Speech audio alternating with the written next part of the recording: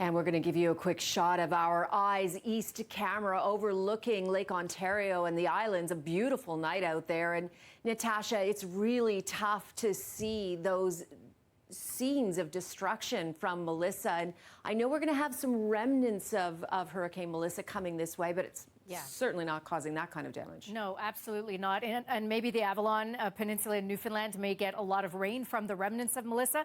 I wanted to talk about how quickly it intensified, though, and we are seeing this trend due to climate change, due to hotter waters that are out there, and hotter air can hold more moisture. But the hotter the water, that's the fuel for these things. And since the 80s, up until about the early 2000s, we used to see like one per season or none of these rapidly intensifying systems going from like a tropical storm to a Cat 5 in a day or two. And now we are seeing 3 or 4 of these per year. So definitely we are starting to see things change. Melissa is now down to a 1 as it crosses through the Bahamas right now, but that's only because it's interacting with land. Remember, the hot water is the fuel. The water is the fuel. So the minute it starts, interacting with land and mountainous areas, it will start to go down. Key messages are still to keep sheltered across Turks and Caicos and the Bahamas. In Bermuda, conditions are they're going to get the rainfall from this and the wind on Thursday.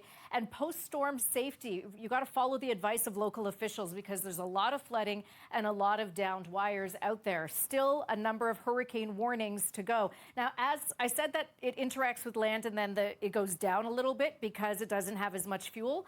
This is expected to re-strengthen to a 2 overnight tonight because now it's moving away from land back over hot water and will likely pass Bermuda as a Category 2 hurricane and then head up towards Atlantic Canada. Now, each model run brings it closer and closer to the Avalon. It may still have tropical characteristics similar to a Category 1 hurricane as it passes very close to the Avalon Peninsula, and then it'll head off into the North Atlantic.